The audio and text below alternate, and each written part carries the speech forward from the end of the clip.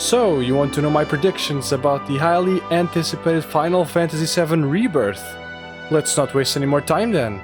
But just before we continue, here's a spoiler warning about the previous games, FF7, Crisis Core, and Remake. If you agree to watch this on these conditions, you are free to continue. If you can't agree, I will kindly ask you that you leave this video. Because if you don't, this handsome man will haunt you in your dreams and your memories. Forever. Sorry, I can't do anything about it, but maybe at the end that's what you want. And I won't judge, just remember that I warned you. Now, for what you came here, the predictions. With 100% accuracy, nay, 1,000,000% accuracy, for Final Fantasy VII Rebirth are 5. Cait Sith will not suck, both as a character and in combat. I have complete trust in the devs that they will make it so that Cait Sith will be a better character and fun to play in combat. Because I basically didn't use him in the OG FF7. It's just that I did not like him very much. Especially at one specific point in the game. I hope they slightly changed that part to be better. But looking at what they did with Yuffie and the other characters, like Wedge, Biggs and Jessie, I have complete faith that they are doing what they can to deliver the best possible game.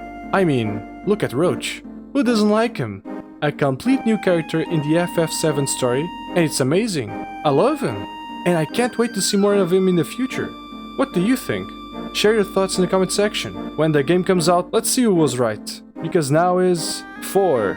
Fort Condor will be an active game to play against people around the world. I'm referring to the board game of Fort Condor that you can play in the DLC of FF7 Intermission. Of course, I will say that in the actual Fort Condor location, there might be held a tournament, once you beat a certain amount of people, to be able to qualify. Just like Pokémon, but instead of gym leaders, you have gatekeepers. Yeah, why not? And this time there might be much more units available and different factions to use, like you have the Shinra faction, the Wutai faction, and the Monster faction. That would be cool. But next is 3. Zack will be playable. Crossing my fingers for this one. You might say, but he might just be like Cloud. We don't need him and we don't want him. To that I say, Me? Gungaga. Because if he is not playable now, he will be in part 3. Continuing the events of Remake, we are going to follow his journey, and it's very unlikely that we are not going to play him in this game. We might not be able to fight with him, but I also don't believe that. We will see his combat abilities and combos, for sure, and I can't wait. The devs are cooking, so let them cook. We will wait for the final product and consume it the best way we can. That being said, now it's 2. Cissnei will be in Gungaga. If your reaction was, what the hell is a Cissnei? Cissnei is from Crisis Core, and has a connection to Zack's story. We never see her in the OG FF7, which makes sense. Cissnei was introduced almost 10 years later to the release of the original game. But at the end of Crisis Core, the last we saw of her was going in a helicopter to find Zack before the Shinra army could reach him. And after that we never saw what happened to her. For sure she deserted the Turks, but where did she went to? There's really only one place if you think about it. Now say it with me. Gungaga! That's right. When the gang in Rebirth gets to Gungaga, they will find Cissnei there, or at least Aerith will find her and talk to her.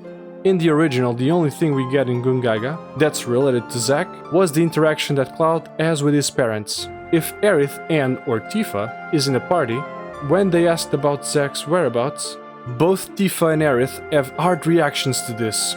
But this time we need more. It needs to be more impactful.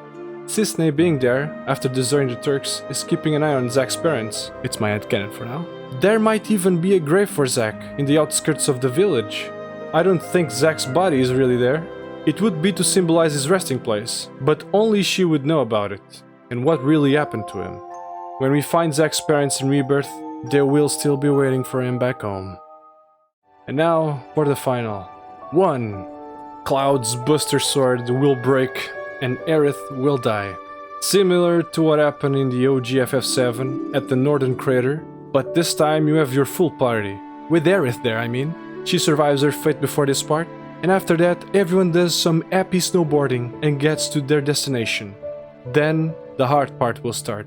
they will fight Sephiroth, or whoever else is controlling. And at some point Sephiroth destroys Cloud's Buster Sword. And then, to add more despair, he will, for lack of a better term, fuck up Cloud's head just like in the original. But that's not all. Instead of Aerith, this time his target will be Tifa, the one who fixed Cloud in the original. And Sephiroth, to prevent his fate from happening again, will kill her this time. Or maybe not. Aerith, with her connection to the planet and the old memories she has access to, probably will save Tifa at the very end, which will result in her death. When I was playing FF7 Remake in hard mode and was experiencing the story once again, it comes to you at some points. You see it again, you experience it, you feel it, and you realize that she has to die. I don't want her to die, of course, but this is one of the pillars of FF7, so there are some things that need to happen. It's unfortunate, it's sad, it's revolting, but that's how it is. In Zack's timeline, things might be a little different, but we won't talk about it here. Let's save it for Rebirth in part 3 to answer that question. Now, with all that said, if someone from Square Enix is somehow watching this video, and even if, or, I got something right, please don't strike me or destroy me. I'm just a man that loves Final Fantasy VII a lot, and it's making some predictions that, for all I know, might be the dumbest in all the universe. The point here is to have fun and try to see the different theories and predictions that everyone comes up with, and if someone actually guesses what happens, it is not to ruin or destroy the experience of any player or enjoyer of this story. In fact, this only gets me to like the story even more and gets me even more excited. With that said, if you are still watching this, thank you very much for being here. It really means a lot. And if you haven't, please check out these other videos that I did about Final Fantasy. They took a lot of work and effort. I hope you enjoy. Take care everyone. Rebirth will be here before we know it.